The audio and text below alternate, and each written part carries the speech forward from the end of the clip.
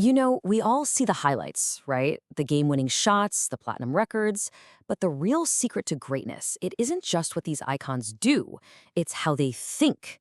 And today, we're going to get right into that mindset. And man, this quote from Kobe Bryant, it just sets the entire tone for us. This isn't just about being the best at one thing.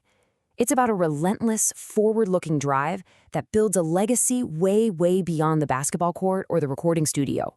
So to really understand this mentality, we're going to focus on three LA Titans: Kobe Bryant, Kendrick Lamar, and Dr. Dre. We're talking three different worlds, but one shared obsessive drive that turned them into absolute legends. And it turns out their path can pretty much be broken down into five key pillars. So the big question is, how'd they do it?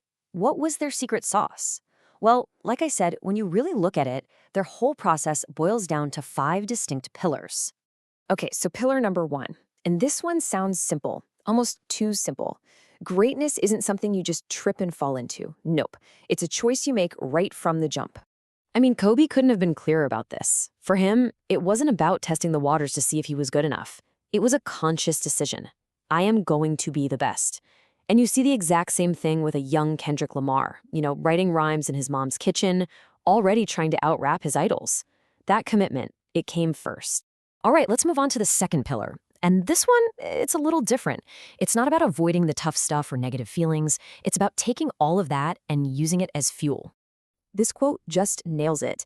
They learned how to reframe hardship. What would be a dead end for most people became rocket fuel for them. I mean, think about Kendrick growing up in Compton, surrounded by all that chaos. He didn't just get through it. He channeled that reality into art that literally defined a generation. So here's the key, right? They harnessed all these raw emotions. It wasn't just about anger or fear. It was, as Kendrick put it, the curiosity of knowing, damn, I can possibly overcome this. That curiosity, that's what turns the darkness into a challenge you can actually conquer. So once that foundation is in place, a really fascinating evolution starts to happen. And that brings us to pillar number three. You have to master two different versions of yourself, the young hunter and the mature master. Now, what's so interesting here is that you see this parallel across the board. In their early days, it was all about pure domination. Number 8 Kobe was out there headhunting, just trying to prove he was the best. A young Kendrick, going by K. Dot, was trying to literally destroy everybody on the track. And of course, Dr. Dre, in his NWA days, was challenging the entire system with this raw, in-your-face energy. It was just pure competitive fire. But then, they changed. They evolved. Number 24, Kobe wasn't just about scoring. His focus shifted to leadership, to making his whole team better. Kendrick went from being a lyrical machine to becoming Kung Fu Kenny, a master storyteller trying to make a universal connection. And Dr. Dre? He went from being the frontman to the ultimate producer, the mentor, shaping the sound for the next generation. You see, the mission got so much bigger than just them. And all of this leads us right to pillar number 4. For both Kobe and Kendrick, their entire journey seemed to crystallize in a single powerful moment of realization. You know, that aha moment where everything just clicks? For Kobe, it all went down early in his career, during a team scrimmage that honestly shouldn't have been a big deal at all. So when his teammate just casually dismissed his frustration, saying it's just a game, that's when it hit Kobe. He realized his obsessive level of care, that fire, that's precisely what separated him from everyone else. He knew in that exact moment, he was just built differently. And what's wild is Kendrick had a very similar awakening, but it wasn't in a gym. His was thousands of miles away from home, on a stage in London.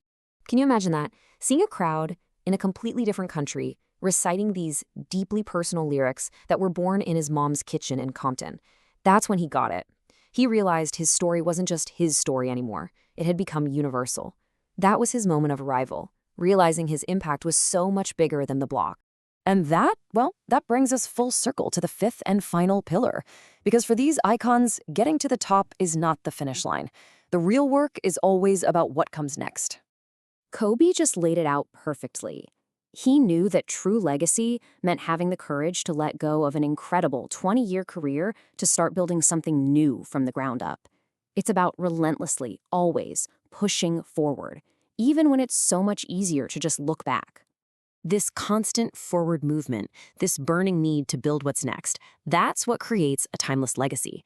And Dr. Dre has the perfect term for the kind of artist who achieves this. He calls it a forever artist. And according to Dre, Kendrick is the perfect example. He doesn't have to be in the spotlight 24/7 because his work is so powerful, so meaningful that he can step away for years, come back, and the entire world will stop and listen. That right there is the ultimate goal of this entire mentality. So, there you have it, the 5 pillars that forge these legends. First, you decide to be the best. Second, you use darkness as fuel. Third, you evolve your persona from a hunter to a master. Fourth, you identify your moment of arrival. And fifth, you always, always focus on building your next 20 years. Which brings us right back to that challenge from Kobe at the very beginning. And it's a powerful question to leave you with. Your greatest achievement shouldn't be what you've already done. So, what comes next for you?